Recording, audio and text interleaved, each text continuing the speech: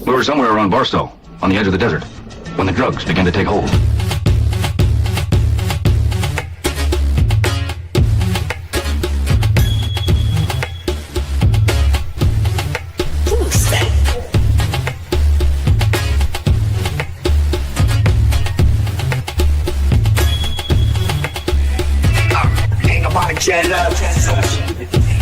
Everybody, hey, they on me. Nobody locked up. Everybody is free to roam. Moving over this and over this. If you cannot be feeling this.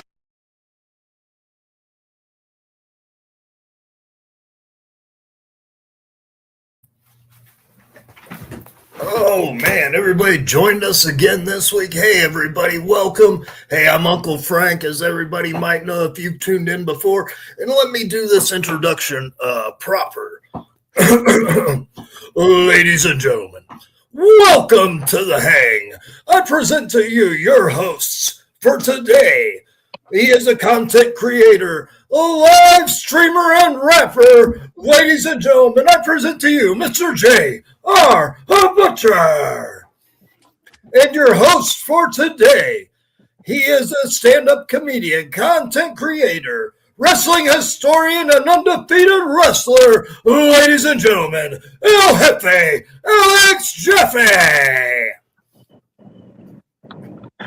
And our special guest for today is the owner, operator, curator of Cosmic Horrorshow, Angela, and I can't remember how to pronounce your last name. That's okay. Hello. And our announcer is the father that makes the ladies holler, Uncle Frank. Thanks so much. Hell yeah. Hell yeah. Father's Day, and yeah, shout out to all you other motherfuckers on Father's Day. So. Heck yeah. Oh, you know what that means. Strain of the week time. What are you guys all smoking? Well, my bong is loaded with gelonade on the bottom, gelonade flour, and then I've got electric cherry bubble hash, grape gas temple ball, and sour diesel keef. This thing is that'll knock your dick in the dirt. Shout out to the flower bowl. What up with you, Angela? What are you smoking on today? I've been smoking this lemon cherry gelato, and it says it's sativa, but it's like super purple, so it's confusing, but it's super bomb. Awesome. Very, very awesome. Now, most of the stuff, besides what Angela's got, we're coming from 315 Inkster Road in Inkster, Michigan, the Flower Bowl. If you go over there, your first visit, 30% off, and if you fill out a review, you get a free pre-roll. And today, I'm smoking on Gorilla Glue number 4, and it's a highly potent hybrid. It's a cannabis strain, and its effects and whatnot. Let's see how. Kind of makes you a bit messed up. But anyhow, the lineage is Sour Dove and Chocolate Diesel. It's an indica leading hybrid, and it's pungent, earthly, sour diesel, and subtle chocolate overtones, and it'll get you there. And on top of that, we've been dealing with this right here. What do you think of this stuff right here, JR? Do you have a matching? I am enjoying the shit out of that. Okay, what this is they've had a special going on over at the Flower Bowl. 7 grams of keef for $17. So everything that I've been rolling, I've been throwing this Sour D keef on top of it. Again, you can find all this over at 315 Inkster Road in Inkster, Michigan, the Flower Bowl. Tell Sal that we sent you here from The Hang, and you do us a great favor. And again, 30% off your first visit. And if you fill out a review, don't you get a free pre-roll?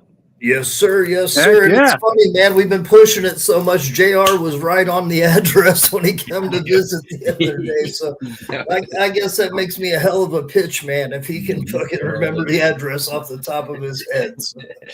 Yeah. Heck yeah. So you want to get into the wrestling matches? Yeah. Okay. Well, I brought a wrestling match. It is featuring Lufisto and I can't remember the other place. Oh, sorry, the other person off the top of my head. But it's a pretty cool match. Now explain to everybody why you might be a little preoccupied right now. Yeah, well, I'm standing out here in front of the Hook and Ladder Theater in sunny Minneapolis, Minnesota. I'm getting ready to perform in a one-night stand-up comedy competition with Pot. So I'm not stoned now, but I will be in a couple hours. I understand he hasn't been training for this event the way some of us professionals do. No. Not at all. So a lot of this could be really off the top of his head and out the top of his head, depending on how he goes. So we have Lufisto here, and a lot of people might not understand. Female Canadian deathmatch wrestler who I've seen actually wrestle against Necro as well. Didn't she even break her hand on Necro's face? Yeah. We might later on have a different subject about breaking stuff in Necro's head and face, but we'll possibly get into that later. At this point, Necro's basically an honorary Samoan. Beyond that, don't ask the Samoans. Lufisto is an absolute badass, and she is a trendsetter for like women, especially in the deathmatch scene in Canada. She actually took it to court because they actually had a ban on like intergender wrestling in Canada. Correct? Very possible. I think it was that Stranglemania or Bloody Mania? Mm-hmm. That show was like one of the first shows that was like legalized. Correct? That could be. Yeah. That's why you're the historian on this show, sir. Well, I mean, like she's absolutely fearless, and she's only like 5'3". I saw her wrestle live for the first time maybe a year or two ago, and that was like the first time that she was ever wrestling in Minnesota, which is just an absolute travesty because she is just awesome. And then things happened, and I don't think that she's wrestling right now, or she might be on like an extended hiatus, but I wish her the best.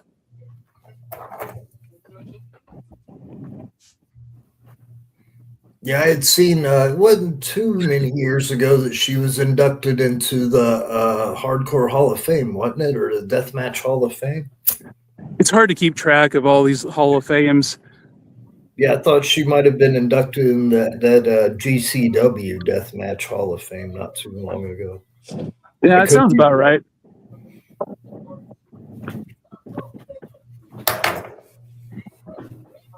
I'm having a hard time seeing this on my screen. I think, is that cheerleader Melissa or is that Sarah? No, that's Sarah Del Rey. Sarah Del Rey, yeah. Yeah.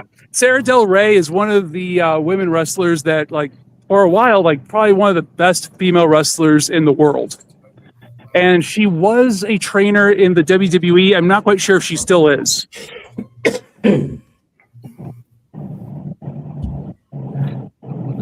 She had one hell of a career, spanning like Shimmer, Ring of Honor, Chikara, you name it. She's probably wrestled there on the indies.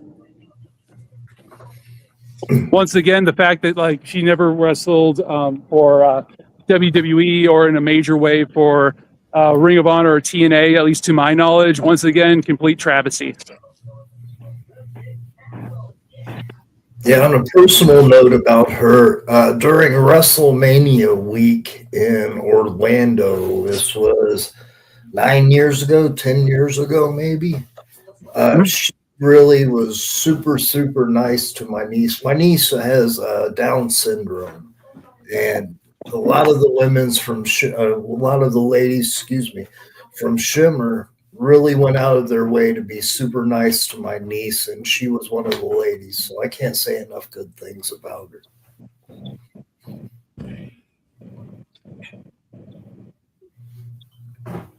So yeah, JR, Angela, are you guys familiar with Del Rey or Lufisto? Lufisto for sure. A little bit of Del Rey, but I'm not super familiar with her. I've just seen a couple matches here and there with her in there. I'm not at all, but they seem to be kicking ass. It's a pretty good match. For sure. And it looks like Lufisto was in the CZW Hall of Fame, the Canadian Pro Wrestling Hall of Fame, and then Indie Wrestling Hall of Fame. Okay, it was the CZW one that I remember that was most recent, not GCW then. Yeah. And if memory serves, Lufisto was the first woman to ever hold the CZW Iron Man Championship. Right on. He uses that term memory serves like a flex on me, ladies and gentlemen, because he has brain damage and it's he's like, his memory serves me correctly. That's a hell of a flex, sir. Way to go. Oh, yeah. You'll catch him later on waving at a guy without a hand, just showing off.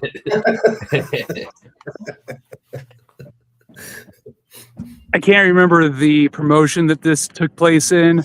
Might say it on the bottom right of the screen, but if this is Shimmer, this was the Berwyn Eagles Club, which unfortunately doesn't do pro wrestling anymore. Yeah, it's Shimmer in 2010. Yeah. Okay, right on. Dave Prazak, a guy with a wonderful, wonderful history in the business, and I go back many years with Dave, and a wonderful guy who had such a great promotion in Shimmer. He helped a lot of ladies out. So it was the first round of the tournament for the Femme Fatales Championship in 2000. Hell yeah. But yeah, I mean, like Dave Prazak did a whole bunch for women's wrestling. During Shimmer, there was one of those wrestling organizations that was built off of DVD sales. So what they would do is in the spring and in the fall, they would fly all these women in, and they would do like maybe 4 shows in a weekend. Right on. So then maybe they would do a show like WrestleMania weekend or whatever, but usually it was like 4 shows on like in the spring and the fall, because so then that way, airfare wouldn't be like canceled because of winter storms and all that sort of stuff. And so then that way they would have like 8 releases per year. I was there what turned out to be their last filming, and that was just 2 shows on a weekend. Mm-hmm. But Dave Prazak's awesome, and he's one hell of a commentator also. I would actually put him above Joey Styles. And I believe he cut his teeth in IWA Mid-South. Yep. Yeah. As I said, more along the lines of the person that Dave is. During that WrestleMania weekend, you've got independent shows that go on all around. If anybody understands the wrestling business, every promotion tries to go out of their way to have a show within that region where WrestleMania is going on during that week. And I'm really hoping AEW does something next year when WrestleMania is not, because we're not going to have that next year. Yeah, next year it's in Saudi Arabia. Oh, or whatever. Right on. Yeah, but WrestleMania is not in the U.S. next year. So I'm sorry. Go ahead.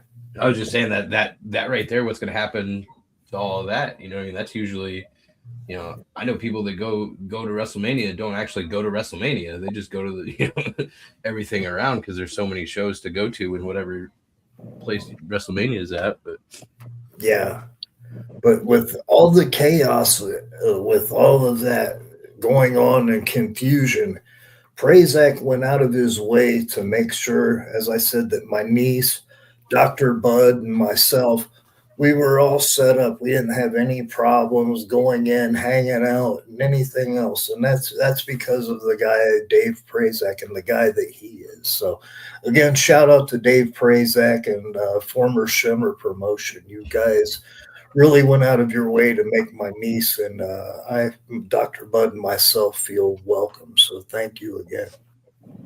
Right.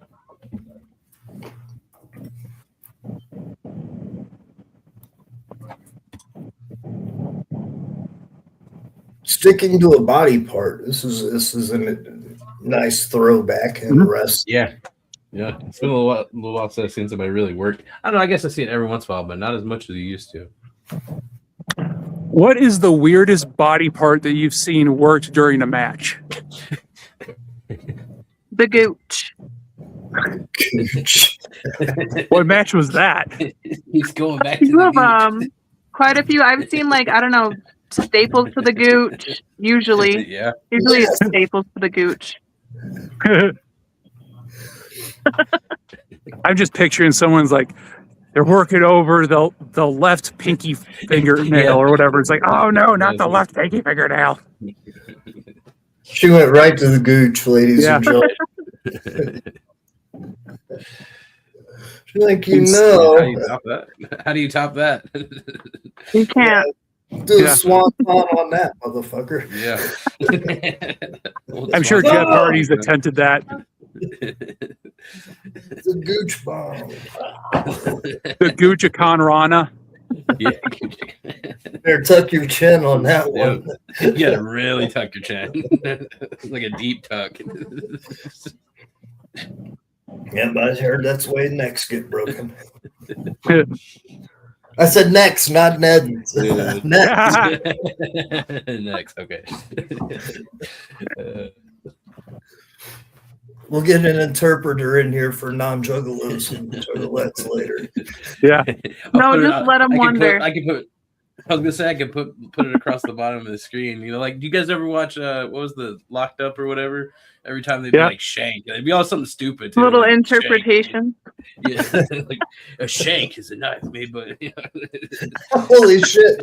I've never seen that show, so I can just imagine shank, and then the description is that the way it goes? Yeah, Get the I mean, fuck out of here.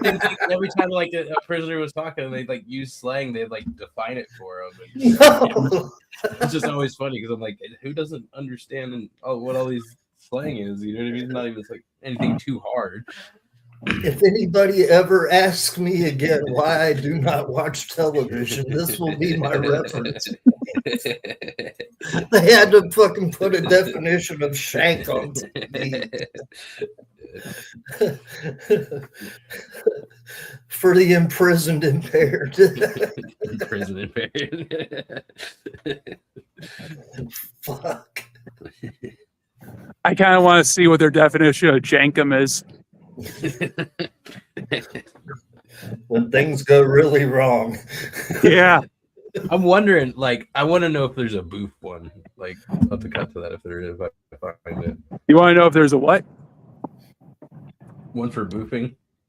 Oh yeah, Like if probably. If it ever came up. How you get things for free at the gathering?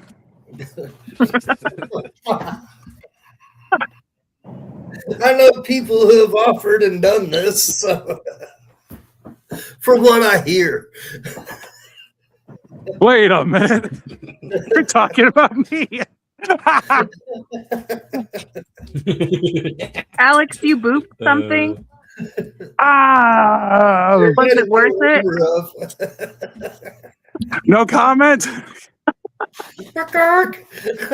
Yeah.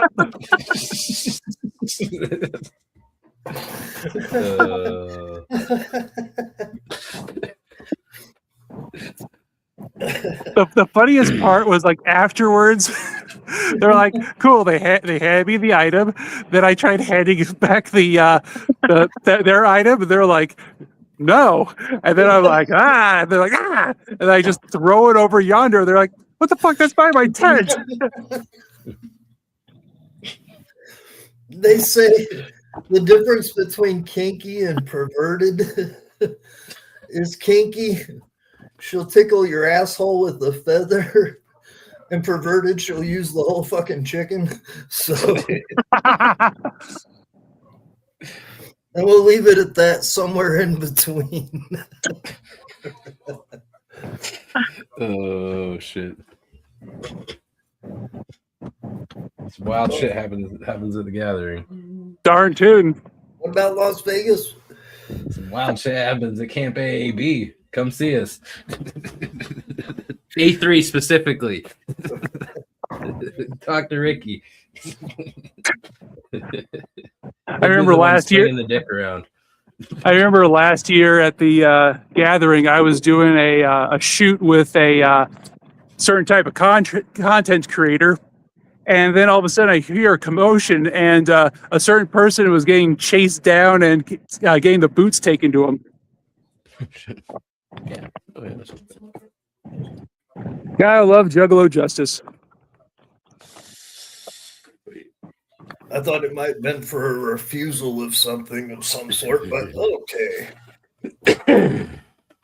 Nah, apparently, supposedly the dude was on some creep stuff, and Juggalos don't play like that. Yeah. Yeah. It's like 2 years ago, the guy that was fucking had the ecstasy that had fentanyl in it. Yep. But cops rolled up to him on the ground and said, "What happened here?" "Oh, he's selling shit with fentanyl in it," and they arrested him. Yep. They didn't even care about who kicked his ass. Willie Bubba's ass. Yep.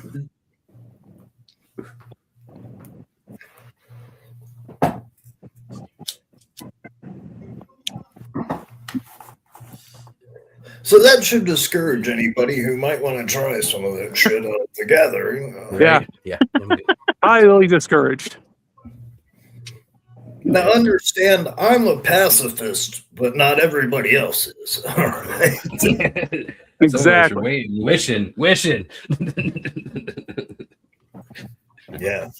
They call it wishing well because they wish a motherfucker well.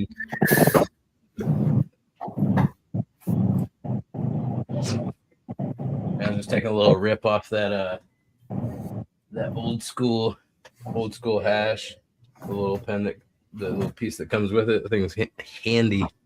Right. Yeah, in the 2 gram pack, it comes with a little glass piece, 2 gram temple ball. Yeah. This year, the gathering is going to be in a new location just south of the Ozarks. I'm excited. Something new, something different. Yeah. I mean, I love Legend Valley, but it's gonna be nice to have a little change because the last couple of gatherings have felt very, very like to the point where it's kind of hard to differentiate sometimes what year some of the things happen because it's the same location. But on the plus side, though, it's like you can find your way around really easy. Yeah, like well, I could basically sleepwalk my way back to camp. It was great. Yep. I mean, we knew right where we were going to be. Now it's a. Yeah, from what I understand, they're doing the clowns. Literally, have paid for a lot of renovations on the ground. Yep, I've heard they're for roads and everything. Jesus, supposed to be more convenient. Yeah, I am going to say this though. Like I know it's like on a waterfront right by like a river or some sort of a stream, and I don't know. It kind of almost seems like a bad idea, Yeah, I don't know, man, because Cave and Rock was right on the river as well, and that was a blast. That's good to hear. That Cave and Rock was slightly before my time. Yeah, they had also had water that people swam on the grounds. It was affectionately called Lake Hepatitis. That's how far back I go a little bit. But last year I said I wish we could go back to Cave and Rock, and while we can't, still we're getting somewhere new with some water and stuff, and that's one of the things I really wanted. It's always so hot at the gathering, so yeah. I mean, I will say this though, for Legend Valley, not much shade. Yeah, it looks like we're gonna have some shade here. Yeah, and again, this should completely be a whole different vibe, and the vibe switched when we went from different places as well. From when we went from Cave and Rock over to Legend Valley, it became a whole different vibe then. So I'm anxious to see how the vibe is out there. Yeah, and, for sure. Yeah, it's going to be fun.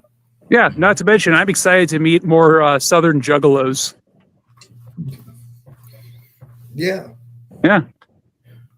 Because let's face it, though, it was like when it was Ohio or whatever, you see a lot of Ohio people or whatever. Yeah. And so it's like Missouri and surrounding area Juggalos. I know I'm hearing a lot of them that are very excited. I'm friends with several of them. Shout out Shovel and Monster. Oh, for sure.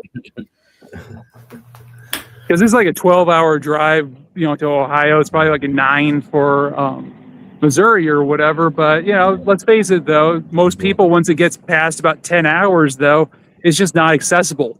I'm going from four hours to what 12. Yeah. But I'm still excited. Screw it. I would probably go anywhere to gather though. So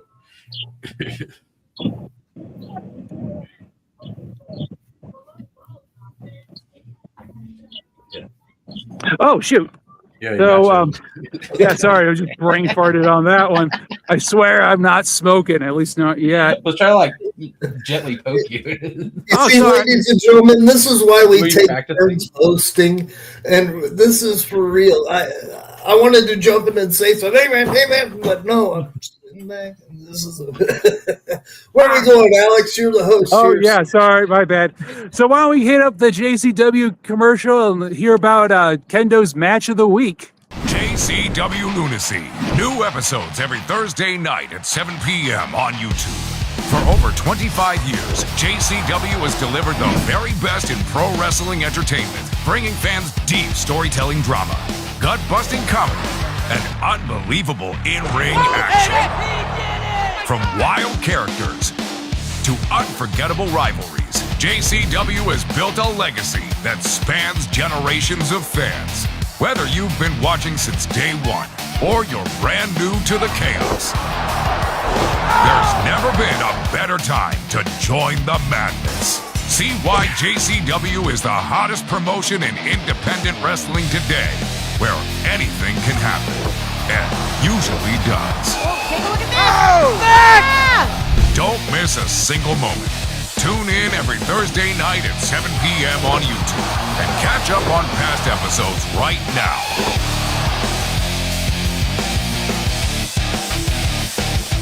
JCW Lunacy. It's more than wrestling, it's a way of life.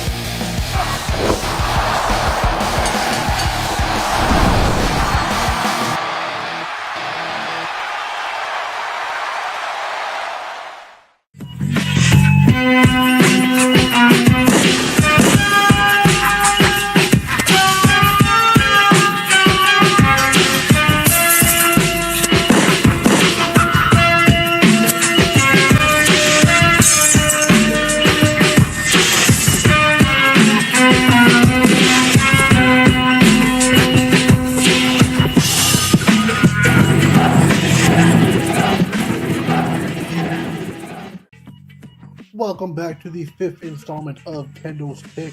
This week's match is from Bloody Mania 5, which took place at the Gathering of the Juggalos 2011. This match featured two WWE, or ex-WWE superstars, I should say, Zach Gowen and Eugene. So let's go ahead and get right into it.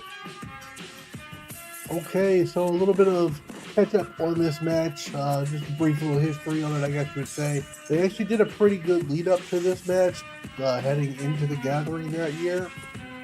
Basically, the premise of it was Zach Gowen and Eugene were a tag team, pretty good tag team as well. I don't recall if they ever won the titles or not. I think they might have, but don't quote me on that. Anyway, so the lead up to this match was obviously they were a tag team, and the tag team ended up breaking up, I do believe, because Eugene was trying to use some unhonorable methods of winning matches, and Zach Gowen was just not into that. So it ended up turning into heat, which turned into a rivalry, and that led us right here to Bloody Mania 5. And it was a pretty good match. Eugene and Zach Gowen, they put on a pretty good match. It's very impressive how Zach Gowen can get around the ring very well and do some of the maneuvers that he does. But enough about that. Zach Gowen with some impressive offense. Eugene's wanting to take a timeout. He's trying to get the fuck out of there. Funny thing is, you might not be able to see me, but right over there in that fucking corner, you can see Roddy Hogan. I'm like 3 people down from Roddy Hogan. Rest in peace, Roddy, by the way.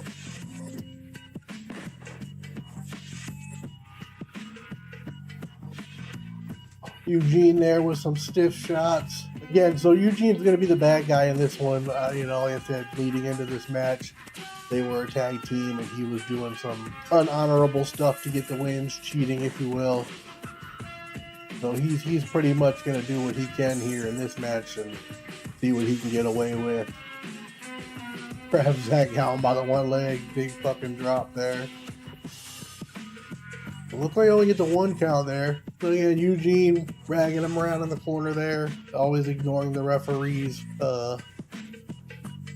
say, I guess. I don't know. Just ignoring the ref in general. Yeah, see, referee trying to tell him, mind the count, keep him out of the fucking corner. Turn the fucking blind eye to being the genuine good guy that he's always been. And this is the evil side of Eugene.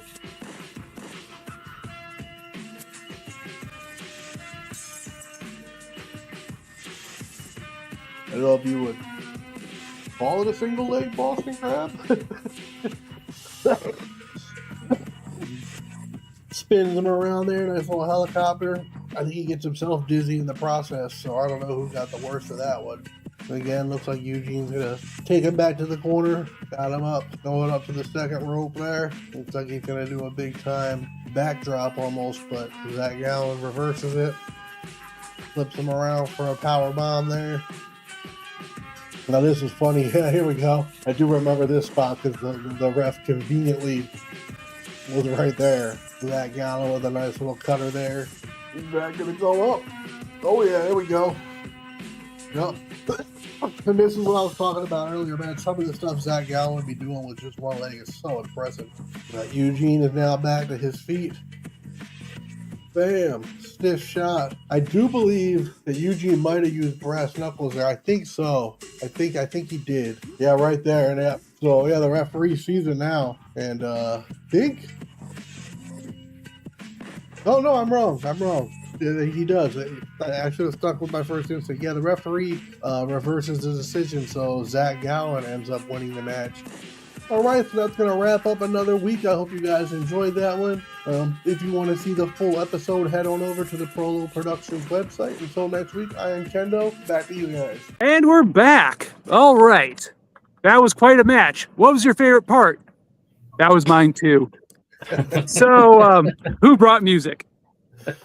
Wait a second. I brought music today. Fantastic. At least one of us is on the ball.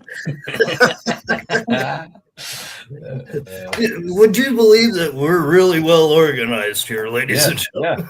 Yeah. Got our shit together real well. Professionals. The music I brought, and every week you get to hear these guys when we go into our strain of the week, and it's the Hooligans. Originally, I knew them as Fams and the Hooligans, but now they're known as the Hooligans out of West Virginia. And if you've been to the gathering, you've seen them perform at the gathering. These guys are really, really awesome.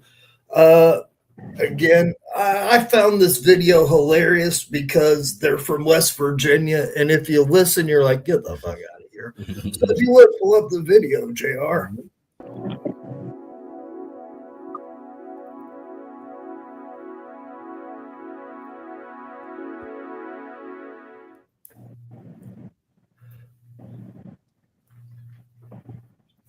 Those of us old enough to remember Jazzercise. Hey, turn around. Let me see it. Have you got a fanny? Have you got a fanny? Have you got a fanny? Have you got a fanny? Say, have you got a fanny? Have you got a fanny? Have you got a fanny? Let me see a fanny. Have you got a fanny? Have you got a fanny? When I see you walking down the street, I only wanna watch your fanny. That sweet, thick, supple meat, your fanny deserves a Grammy. I really like the double up, don't stop, don't want no whammies. Damn, that tight little cheeks look like you're smuggling hammies. Have you got a fanny? Have you got a fanny? Have you got a fanny? Have you got a fanny? Have you got a fanny? Yeah. Have you got a fanny? Have you got a fanny? Have you got a fanny? Have you got a fanny? Look at your fanny. Have you got a fanny? I took a real long look at your family. It's uncanny. Just judging by the pics I saw, you got your fanny from your granny. Your mama ain't lacking much, and your daddy cannot stand me. Cause every time I get a chance, I sneak a peek at her fanny.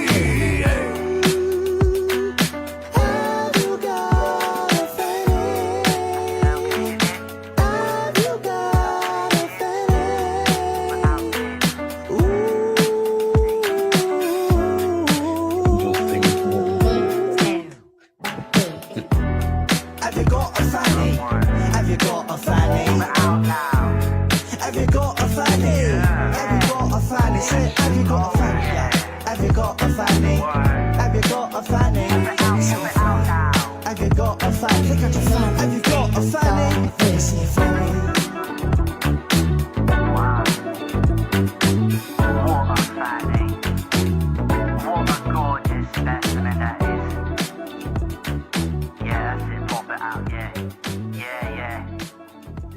Yeah, again, that was Fams and the Hooligans, now just known as the Hooligans.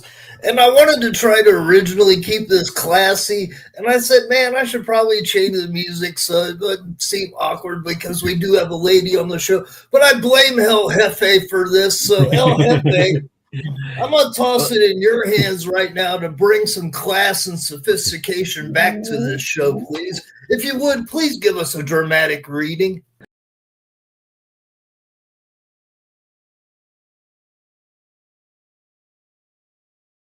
This next dramatic reading is brought to you by the modern day poets, ICP and ODB.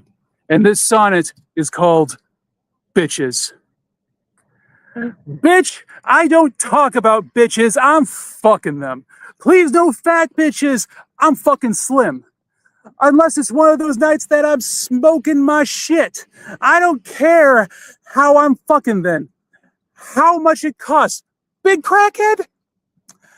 Ain't trying to hear all those words you said. 5 minutes, bitch. I came. Fuck your name and where you came. I don't give a fuck, bitch. I will kill you. You, Shaquita. You, Belinda. You too, Passion. Bitch. Girl, you know I love you, but now you gotta die. Now you gotta die. Now you gotta die at any moment. Girl, you know I love you, but now you gotta die. Never wanted it like that. Girl, you know I love you, but now you gotta die. Now you gotta die. Now you gotta die. Girl, you know I love you. You bitches. Thank you.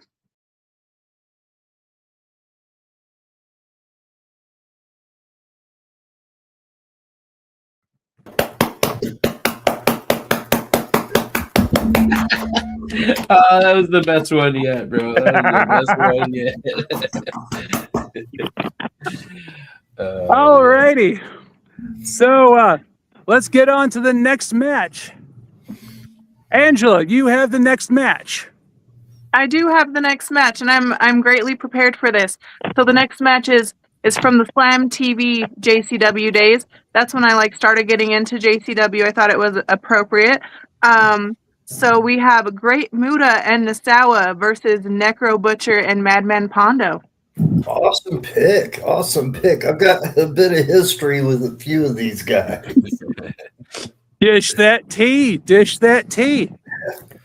Well, Madman Pondo was the first guy to ever want to take everything that I had to give in the ring. And this was in 1993. So that was back when he had the power bullet. But so Pondo at that time was swinging, believe it or not, a trash can lid. And guys, there wasn't really a lot of hardcore wrestling in America at that time.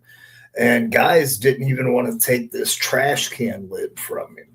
So, yeah, I was willing to take the trash can lid, and he was willing to take whatever I had to give. And that was the start of a pretty awesome friendship. And Necro Butcher, if you follow along in past episodes, my son's actually named after him. So that's how close him and I are. Hell yeah. Have you met Nasawa? No, I can't say that I have. If I have, it's my memory. Yeah. He's one of those guys that you'd see all around in the indie scene in the mid to late 2000s, but I haven't heard anything about him recently.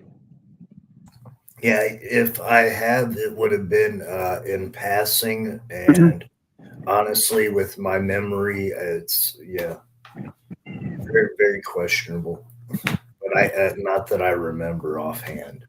I hear that. I know the Great Muta is recently retired. Yeah, within the last couple of years. Muta was legitimately one of the people that influenced me greatly to get into the business. One of my biggest heroes growing up was a guy who was patterned, or Muta was a bit patterned after. There's the Mist. The man originally that did that was the Great Kabuki. And when Muta broke in, they tried to say that he was Kabuki's son to start with. And both were originally managed by Gary Hart. And Gary Hart was kind of the originator and the idea guy behind a lot of this. Oh, for sure. So, Angela, what inspired you to pick this match? Well, like I said, Slam TV Days, that's kind of when I first started getting into JCW. Like, I had seen some of it before, but they did the Tempest Release Party tour. Yep. And came to Salt Lake City, and that's the first time I got to see JCW live and loved it. And then, of course, they had I think they had a couple seasons of Slam TV, and it was getting a little more accessible and stuff like that. So just good, glory days. I really remember these JCW days, and I miss them a little bit. I miss the more hardcore matches in JCW, to be honest.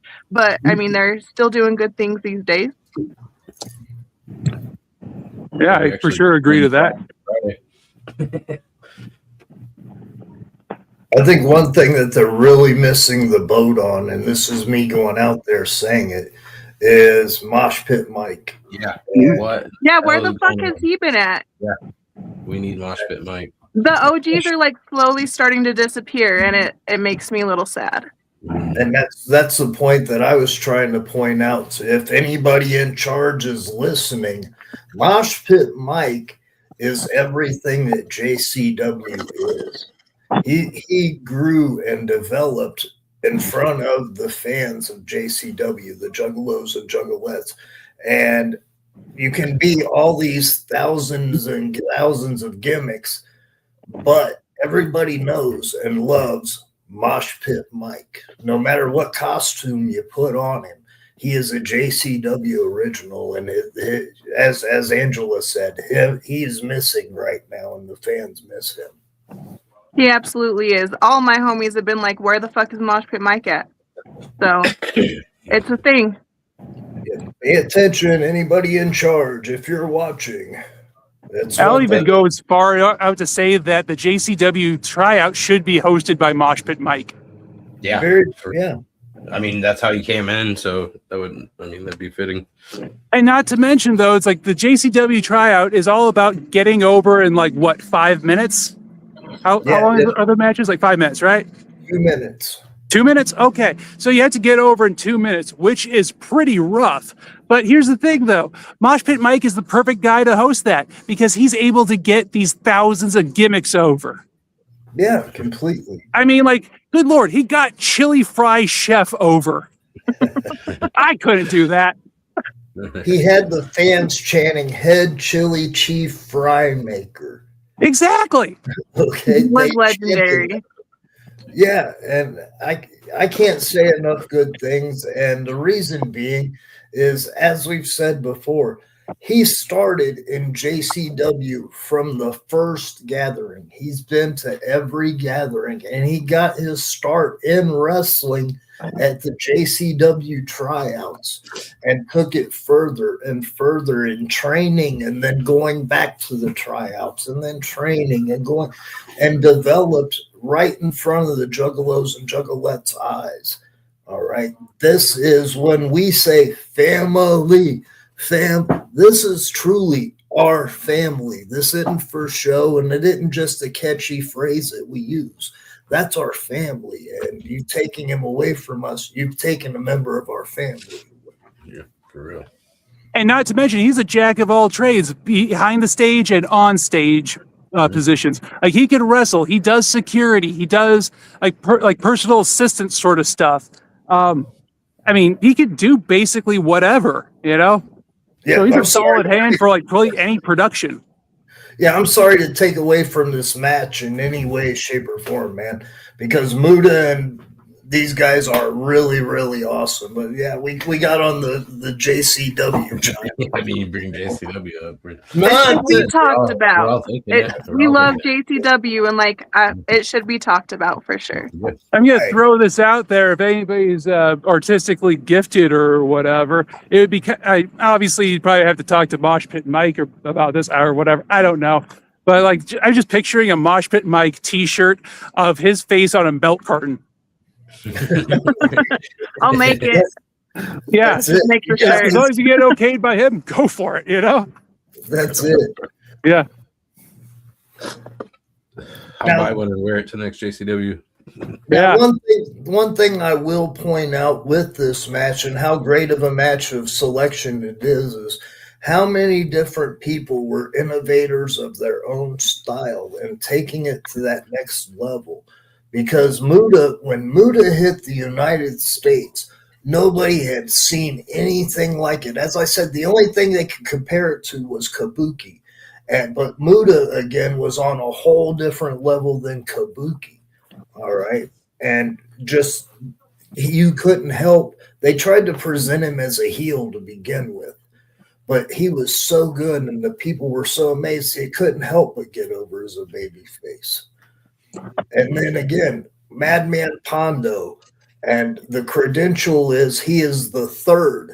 There was only 3 people that were doing death matches in America at the time. Axelrod and Madman Pondo.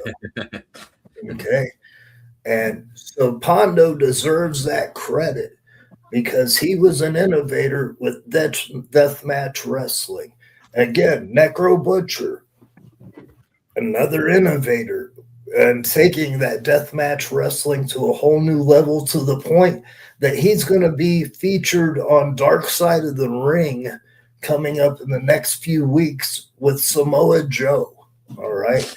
And a point that I think people are going to miss in that match is when the performance of it was done, Joe tried to be a dick about it. And you go rewind and watch this match. And when Necro Butcher was tired of fucking working and he decided to fight, watch what Samoa Joe's reaction was. All right. Anybody, please go watch that video. But what happens is when Necro Butcher decides, all right, you want to fucking fight? Samoa Joe tucks his tail between his legs and runs his ass back to the dressing room. And that's a fact. Mm-hmm. So that point, I do not want that point to be missed when we go into this Dark Side of the Ring here in a few weeks, because Necro Butcher was putting Samoa Joe over in this match. All right. He was working with him to make him look good. All right. Don't get it confused. But when it came down to it, and it really came down to it to a fight, Samoa Joe tucked his tail between his legs and went back to the dressing room. Very, very true. Going back to the poison mist gimmick, you guys remember the kayfabe reason for the poison mist? Go ahead. Okay, so as it was described by, I believe it was Gary Hart, certain people and certain wrestlers are born with a certain gland in their throat. And before they throw the mist, they have to massage the gland to get the poison to start secreting, and that's where it comes from. Oh, yeah. Did you imagine that you were going to learn all this bullshit about this match, Angela, when you presented it? I'm pleasantly surprised with the knowledge I'm gaining today.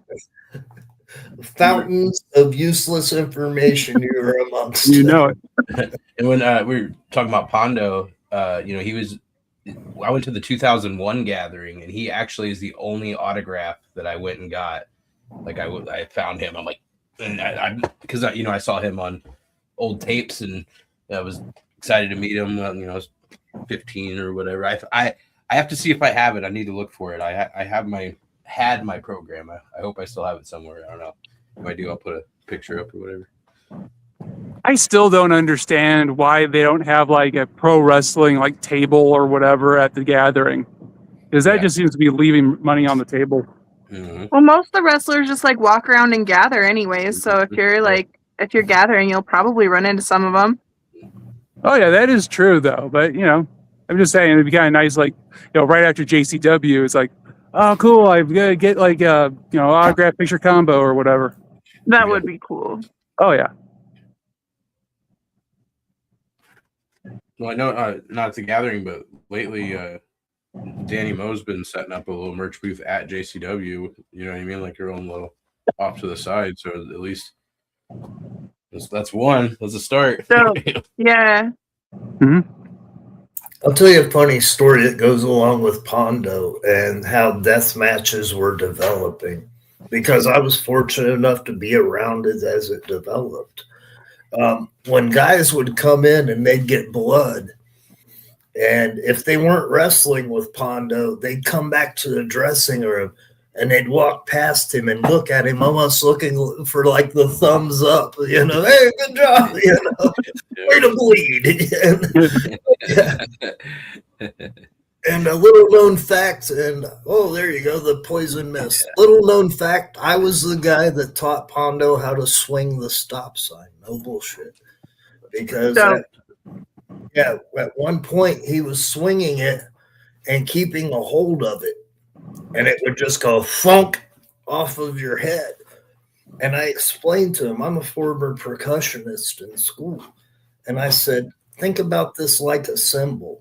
And if you let it go at the last second, this thing is going to ring out loud, and it's going to be a really big noise, as opposed to that funk, which really fucking hurt. But yeah, at the release, at the last second of that stop sign, it makes that cymbal sound. And that's, I had taught him that. And yeah, I'll take that credit. But yeah, Madman Pondo, really, truly awesome guy. The first guy that wanted to do everything that I wanted to do in the ring. Necro Butcher, again, as I said, my son's named after the guy. So that's it.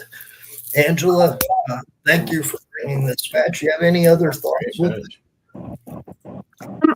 I don't really know what to say. It was a good match. I love that era. I miss Pondo and JCW too. Like, bring him back.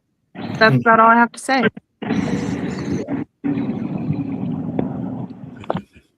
Excellent. Why don't we play some more commercials of our friends and see what they're up to? Hey everybody, I'm Gene Jackson, and I want to introduce you to the Retro Wrestling Archive Podcast Network and the great pro wrestling nostalgia podcast we bring, including the Retro Wrestling Review Series covering the USWA, Memphis Power Pro Wrestling, Continental Championship Wrestling, and we've just added World Class Championship Wrestling, and now ECW.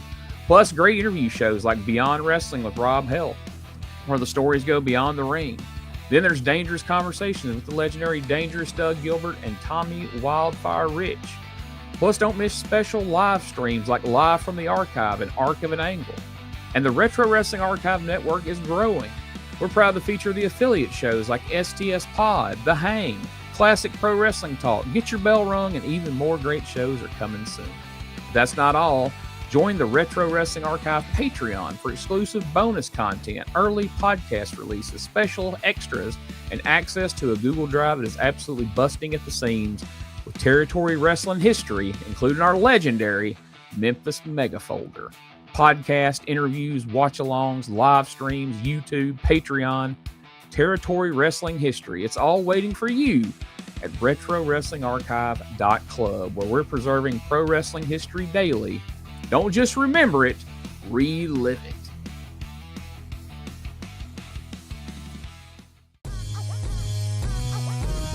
Oh, hey, Shovel, Precious Juggalos.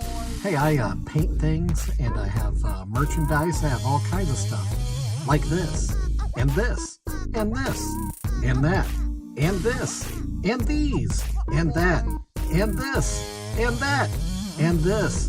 Oh, did I mention that I also do this? All right. So for our last match of the day.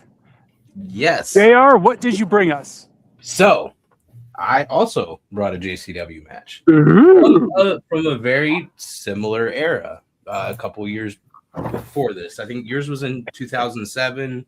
Yep. Ish, and mine was in 2005. Now I brought this. This one is special because I actually own a little chunk of this match. I'll wait. So this is the JCW versus TNA Battle Royal from the Gathering 2005. I absolutely loved TNA from about like 2004-ish to 2007, like right before Hogan got in there. Man, it was amazing. Yeah, I was a big TNA guy. This is still when they did JCW during the day as well. Yeah, as you see. So this has Too Tough Tony, A1, Abyss, America's Most Wanted, Chris Harris, Chuck Wagon, CJ Otis, Courtney Robinson, D-Ray 3000, James Storm, JC Bailey, Jeff Jarrett, Kid Cash, Lenny Lane, Ed Pondo, Mr. Insanity, Petey Williams, Rhino, Ron Killings, Samu, Shaggy, Terry Funk, the Blue Meanie, the Two Ninja, and Violent J. Oh wait, no, that was the whole. That was everybody. Sorry. But yeah, so this is for the JCW heavyweight title. Whatever. Plus, that was Jeremy Borwash. Yeah, Jerry. Yeah. Yep. Yeah, beside Rude Boy doing the intro.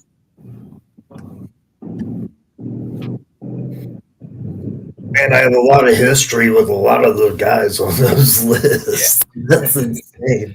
That's funny. Man, and looking at the rest of the JCW, like that card. So it started with Lenny Lane versus the Blue Meanie. Then there was a hardcore match, Mr. Insanity versus JC Bailey. And then let's see, Rhino versus D-Ray 3000. Ron Killings versus CJ Otis. What was it? Then the one of the things, the two that really like caught my eye though, America's Most Wanted versus Too Tough Tony and Corporal Robinson, and then Abyss and Madman Pondo. That's awesome, man. Sound like really good matches. Yeah, Abyss and Madman Pondo would have been freaking wild. Yeah. I might have to look and see if I can't find that because. Yeah, I was around Chris Harris and Abyss quite a bit as they were breaking into the business. They came out of the Cincinnati, Northern Kentucky area. Both of them developed by a guy by the name of Roger Ruffin. And Roger, such a awesome guy and trainer. Roger was actually the referee at WrestleMania in Indianapolis, and he refereed Bret Hart versus Roddy Piper. Ooh. Continental title match, as well as Tito Santana versus Shawn Michaels on that card. But Roger Ruffin is the guy who developed both Abyss and Chris Harris. So,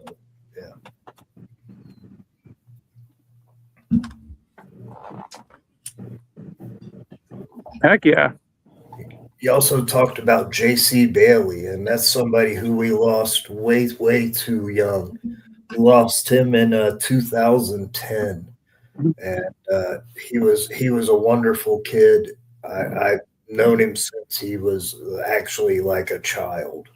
So him and his father used to come watch us wrestle in Louisville. But JC Bailey gone way too soon. And, awesome guy. We also lost Joe in the last handful of years as well. Yeah, Joe Bailey. Yeah. Man. I think JC was actually on some of those Best of Backyard Wrestling DVDs, like when he was like a teenager doing backyard stuff. Yep. Yeah, then his dad opened up Bad to the Bone Wrestling in Bardstown, Kentucky. And that's where JC developed a lot with Madman Pondo. All of us really love JC. And, you can look up online. There's a spider web death match, scaffold match between J.C. Bailey and Madman Pondo, where they did a suplex off of a scaffold into a spider web of barbed wire. And you want to talk about taking care of somebody, Madman Pondo did his best to make sure and take care of J.C. Bailey throughout that. And J.C. Bailey was safe. So I can't say enough good things about Pondo for that. Yeah. J.C. Bailey would have chopped his own head off for the fucking fans, but Madman Pondo wouldn't let him do something like that. Pondo looked out for J.C. So I actually sent that match over to Angela last night. That was the Circus Death match from, I want to say, 2003. Yep. The original one, I think, was done in Big Japan. I think that was Ruji Ito versus Madman Pondo. That was the same kind of setup, but the spider web was between the second rope instead of the top rope. wow, what timing that I brought that up, man. Wow. I know. how Right funny. minds think alike. But yeah, JC was a really, really awesome person. Blue Meanie. Definitely.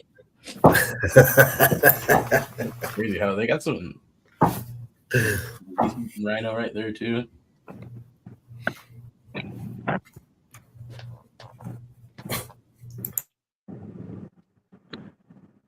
Dropping eliminations left and right. So, Angela, do you have any memories of the people that are in this match? I don't think so. I don't know. I mean, I have lots of memories of like ICP and stuff, but I don't know about like on the wrestling tip.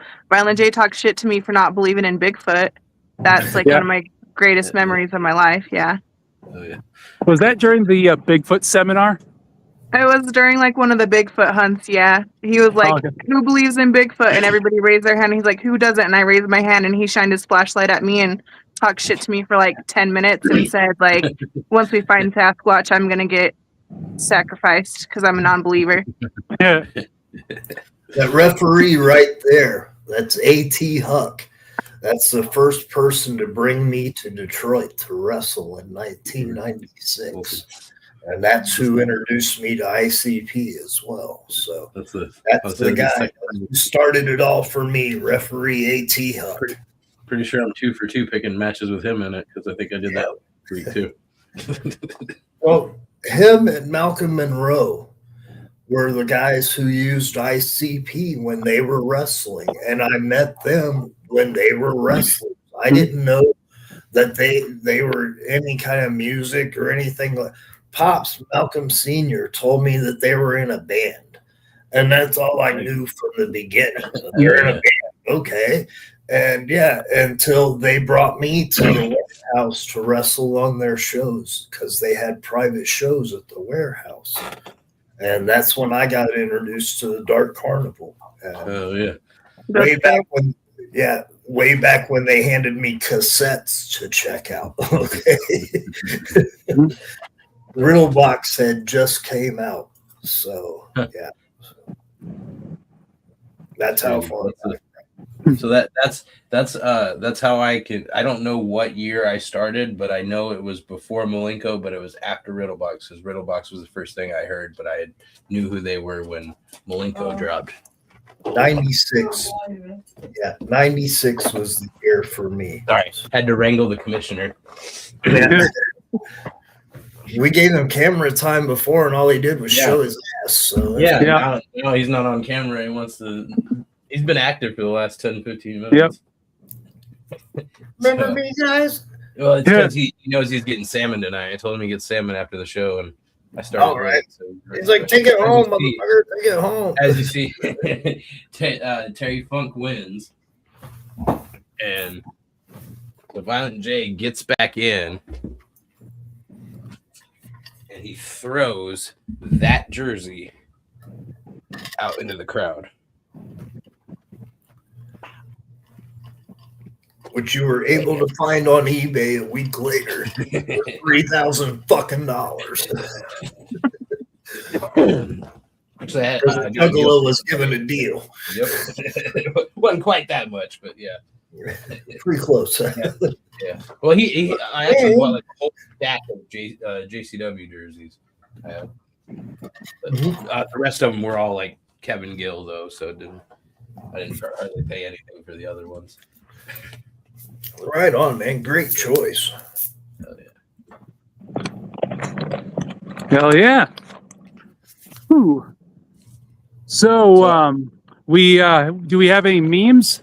Yeah, I think the commissioner might have sent us something. Huh. 1997. Lawler flies in Monday Night Raw to Louisville. Tuesday night, Louisville Gardens. Me and Brian Christopher and Jesse James. We live in Memphis. Lawler's gonna ride back with us. I get in the car, my 6-pack, I sit next to Lawler. Old Road Dog lights that joint. Passes it back to me, I hit that joint. Lawler said, "You gonna smoke that joint and drink that beer?" And the Road Dog says, "Yep, but we ain't gonna fuck no 14-year-olds.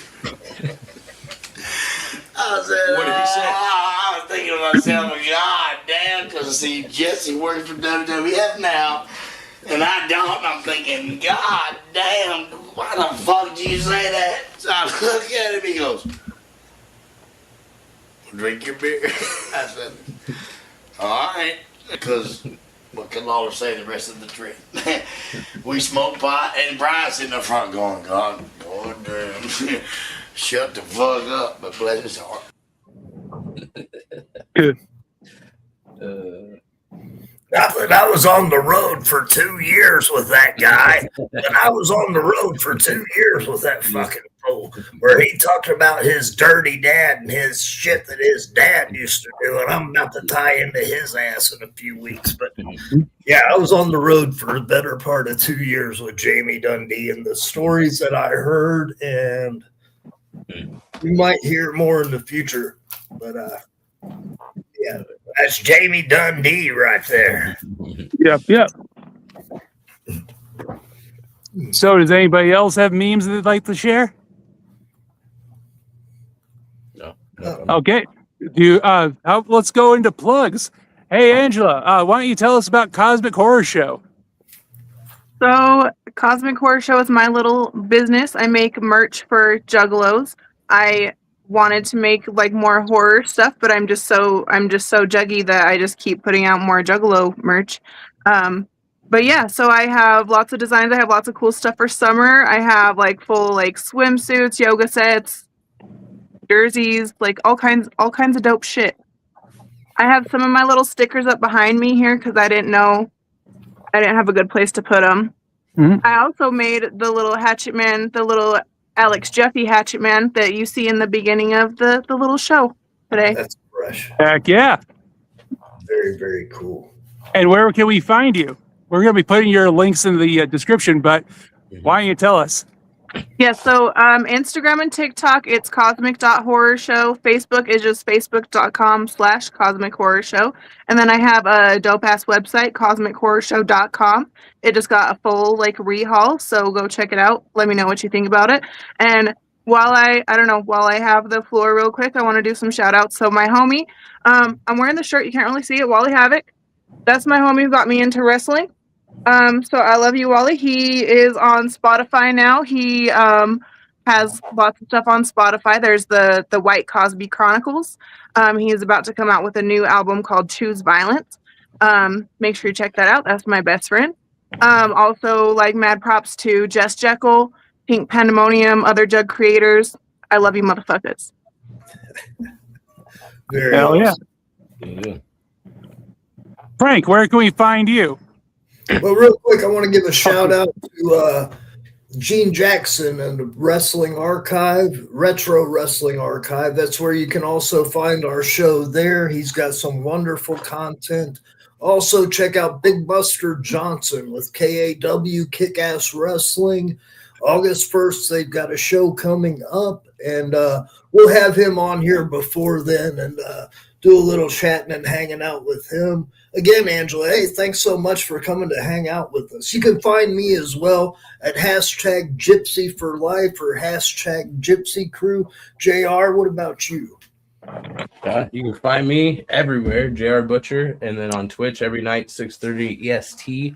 I'm at twitch.com/J_R_Butcher. And we've also started an AEW watch party every Wednesday from 8 to 10. We watch Dynamite. So come check And it out. also don't forget to check us out at High Energy Motivational Performers on Facebook.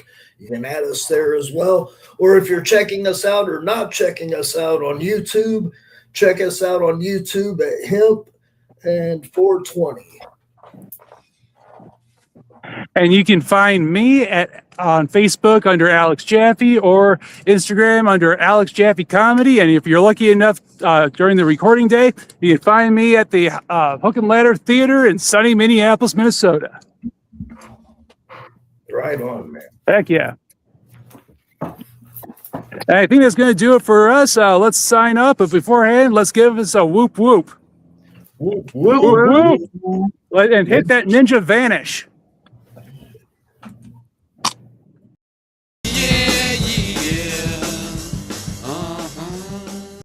Hi, I'm Cliffy, and I'm here today to tell you about an amazing new product that I got that you want, that you need in your life. It's called Ninja Vanish. If you're like me, you get yourself in a lot of sticky situations. How you gonna get out of them? Who's got time? Who wants to deal with that? You need Ninja Vanish. Here's how it works. You're in the situation, you gotta get out of the situation, bam! Hey, where'd I go? You don't know, and more importantly, no one else knows. You piss your pants in your friend's couch? Ninja Vanish! You fart in an elevator? You gotta get out of there! Ninja Vanish! You walk into a gay bar? Ninja Vanish! Unless you're gay. You get in a fight with a hooker? She bite your tongue off? Ninja Vanish! You reference old things that aren't even funny no more? Ninja Vanish! You pull out too late. 9 months later, you got a problem on your hands. Baby, I have something really important to tell you. I'm pregnant. God damn it! Ninja Vanish!